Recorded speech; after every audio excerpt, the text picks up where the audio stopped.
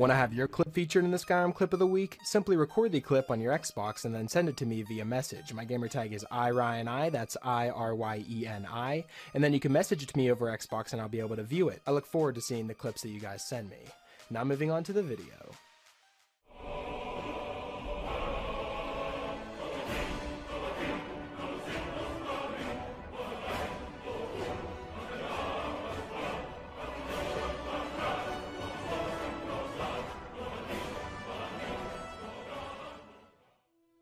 Hey, what's up guys, it's Ryan, and welcome back to another episode of Modded Monday. We're on week number 243 now, guys.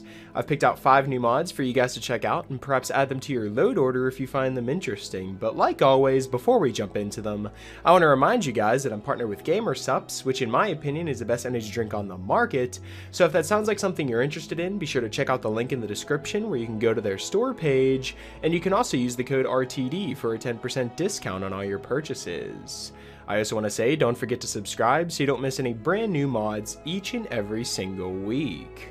Now that all that's out of the way, we can jump into this week's mods, and starting us off, we have the Instincts Animal Taming in Skyrim mod.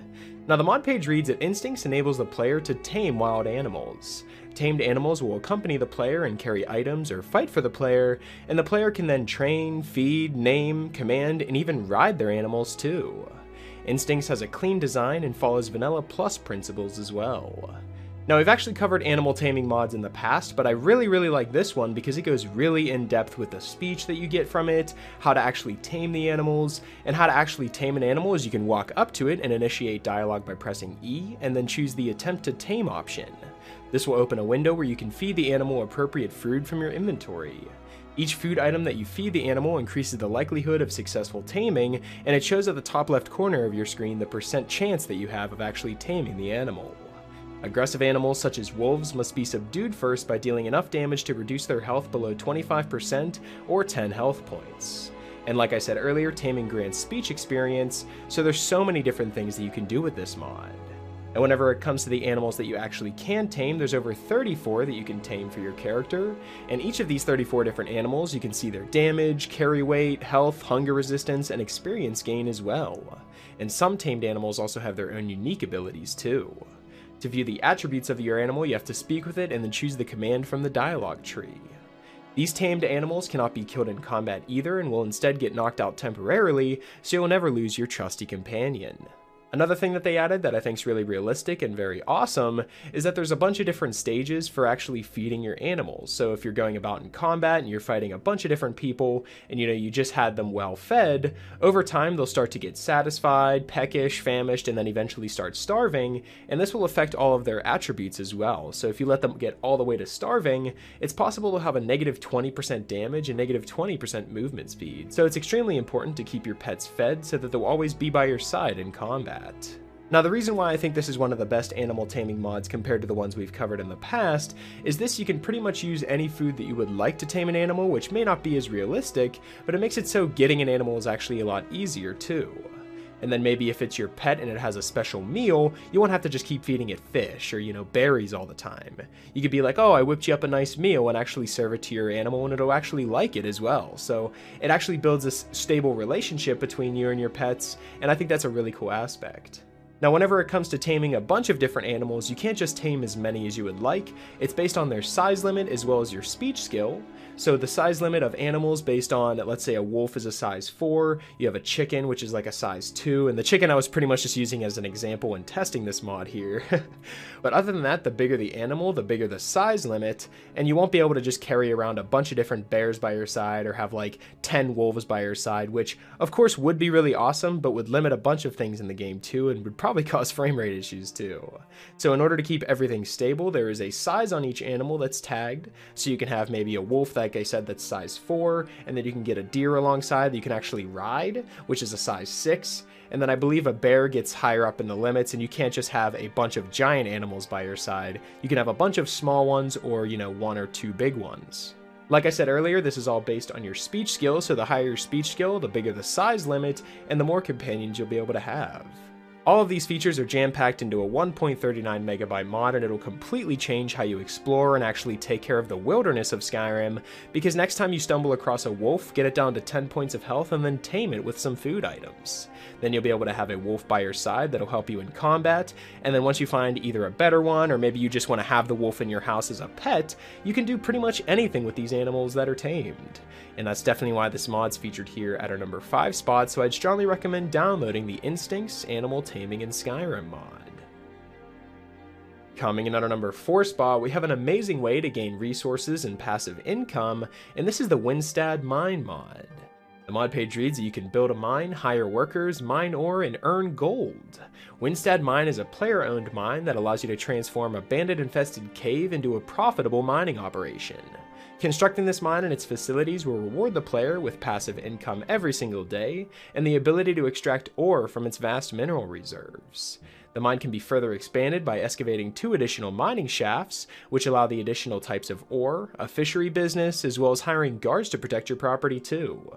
So this isn't just a mine, this is pretty much a miner's guild that you can start all by yourself after clearing the Windstad Mine, and then you can just passively gain a bunch of ore, income, and have a big miner's guild alongside you. And to start this adventure, you can investigate a destroyed cart with rubble located along the road that leads from Riverwood to Whiterun, just like I showed you in the beginning there. Now, I can't express enough how impressed I was whenever I first downloaded this mod, because my first impression was, oh, I'm just going to walk into a mine, maybe get it up and nice a little bit, and then maybe some people will come in and mine for me. I mean, yeah, that's exactly what it does, but it does way, way more than that. You can build a giant city that surrounds the mine. You can have people that you hire that come along and, mine resources for you. And like I said, it's not just mining. You also have a fishery business. You can hire guards as well, and there's even a mead hall that you can go and party at. This isn't just a mine. This is a big settlement that you can start your own miners guild in, and that's definitely why it's featured here at our number 4 spot. So if you're looking for a way to passively earn income, passively earn materials, or maybe just a settlement that you own and are in charge of, then the Windstad Mine is definitely a mod I'd recommend checking out. So go download it and give it a try for yourself. Coming in at our number 3 spot, we have a mod that's going to completely transform the way you cast spells and the way your spells look as well. This is the Magical Forces and Effects bundle, which is a Love King and Xyla Monster collaboration with new textures and models for most magical forces and effects in Skyrim. It was inspired by the Natural Forces bundle mod, which we covered in the past, and it uses the Ember XD mod as well as Deadly Spell Impacts, and then you have the Fire Animation for Ember's XD, seriously improved Sparks, Holy Wards, which is a retexture of the wards in the game, extra 3D casting effects, which is a Fire and Frost hand effects replacer, so whenever you're holding spells in your hand, whether it's a Fire or Frost spell, these sprites will actually look a lot better. We also have some extra mods on top of that, such as Voltage, the Arctic Frost effects, as well as Undead effects as well, so there's tons of different effects that have been changed and altered in this game, so that your Fire, Frost, Shock, Undead, Poison, and any type of effect of a spell that you have in the game will look completely different and a lot better too.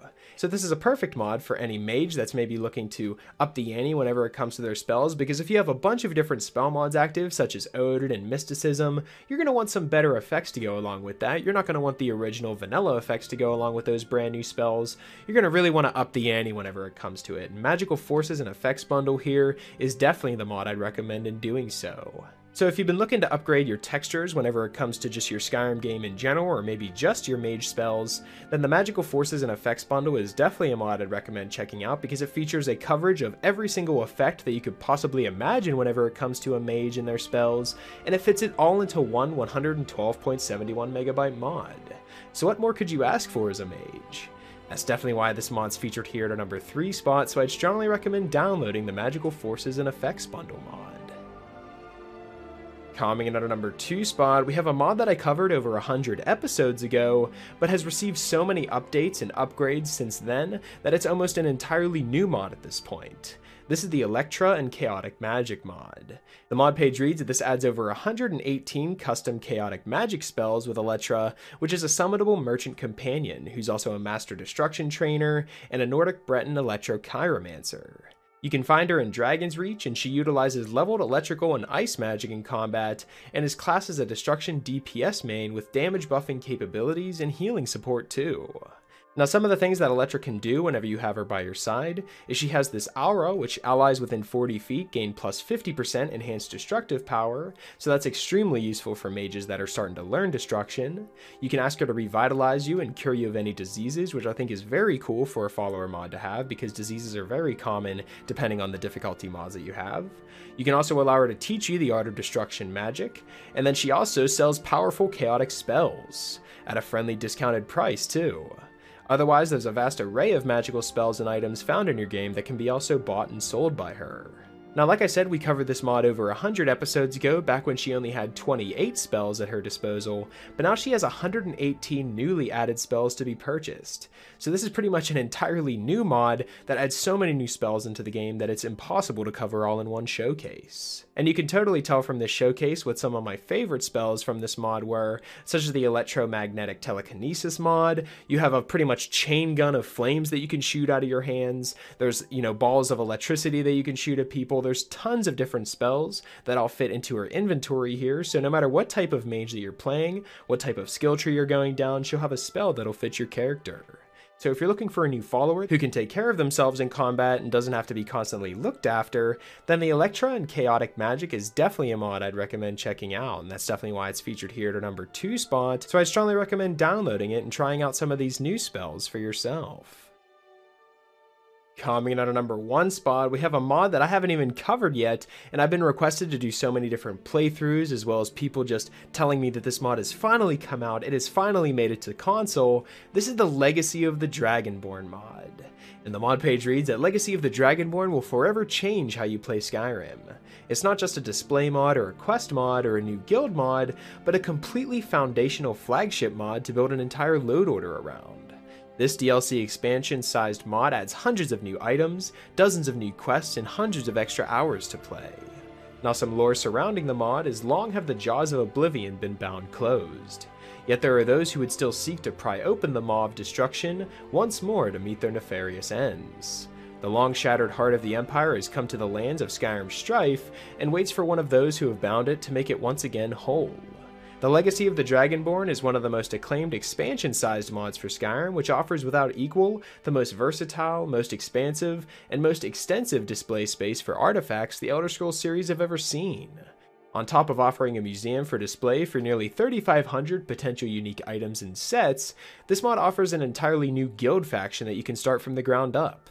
This is called the Explorers Society, and it offers dozens of new quests, a handful of major quest arcs, as well as numerous useful and unique mechanics, all centered around your home at the Dragonborn Gallery in Solitude. Now, of course, a mod of this size, coming in at 1023.14 megabytes, it is extremely important that you start a new game before trying this mod. But if you want to just jump straight into the mod without actually, doing the vanilla quest start or anything like that, you can do the alternate start option, which is available by choosing that you arrived via ship in Solitude, and once you arrive in Solitude, an option will appear asking if you want to start as a relic hunter. There's also a Guildmaster start mod that they've uploaded as well, and you also want to make sure to get some patches alongside if you are going to try this mod out, such as the ELFX patch. There's also a bunch of, Creation Club patches that you can get, so make sure if you're downloading this mod, make sure to check off the list of all the other mods that you have running alongside it and look for any patches where appropriate. Because with this being such a large mod, it's very possible it could break your game if you don't have the right patches. Now, with a mod this size, it would be almost impossible for me to cover everything within this mod, so it's possible that once we create our new RPG load order that's going to be coming early March, at least that's when I'm planning on releasing it, after that we'll definitely dive into Legacy of the Dragonborn and try it out for ourselves. I think that would be really, really fun. But some of the features of this mod before actually ending this showcase is you have a gallery with all the possible artifacts that you can find in Skyrim, like I said earlier. You have a safe house, which is a fully equipped player home with all the amenities you could ever want. You have craft loot, which is an intelligent crafting system that stores all of your crafting resources locally and puts them all in your inventory upon activating crafting stations. So no longer do you have to have all the crafting materials in your inventory, you can simply walk up to your, smithing station and you'll have all of the stuff that you've collected throughout your game. You have hundreds of new relics. Legacy adds a massive array of relics and collections to the game, as well as provides unique meshes and textures to virtually every unique item in the game too. And on top of that, you have a complex quest line that you can complete and follow, and there's a bunch of new quests to do, as well as the Explorers Guild. Which are you bored of the same guilds in Skyrim? Because they've got you covered. With a brand new guild, you can establish yourself as the Explorer Society, recruit members, set up expeditions, and take advantage of your guild members' unique skills. You also have automatic display sorting, so you don't have to wander throughout the entire gallery to find where to put that unique sword. And also, if you want to keep using that sword instead of putting it in the museum, you can craft a replica so that you can have it in the museum and in your inventory as well, which I think is really cool. And finally, we have a new skill called Archaeology, which as you discover more of the hundreds of dig sites dotted around Skyrim, you'll advance levels in Archaeology, allowing you to turn fragments into new and interesting relics. Some with special abilities, or others just for show. Archaeology also has 3 new perk trees, which are independent of the Skyrim's perk system for maximum capabilities. So there's so much to explore within the legacy of the Dragonborn that I can totally see why everyone was so excited that this got ported to console, because this is a game-changing mod. And see why so many people are saying, I don't play Skyrim anymore, I play Legacy of the Dragonborn. And that's definitely why this mod's featured here at our #1 spot. So if you're looking to completely transform your Skyrim game and have a completely new experience, try out this mod and let me know what you think in the comments down below, because this is one of the most expansive mods ever brought to Skyrim on consoles. So I'd recommend downloading it and definitely trying it out for yourself. So that's pretty much it for this week's episode of the top 5 Skyrim mods of the week. Hopefully you guys did enjoy, and if you did, I'd appreciate it if you left a like and subscribe if you're new. It really helps me out a lot. And if you have any suggestions for mods you'd like me to cover in future top 5 mod episodes, be sure to let me know in the comment section below, or you can follow me on Twitter. I'll be sure to leave my Twitter in the description, and you guys can follow me on there and leave me suggestions there as well. Special shout out to my Patreon supporters. Thank you guys so much for everything that you guys have done for me. And yeah, that's pretty much it. Hopefully you guys did enjoy, and I will talk to you guys later.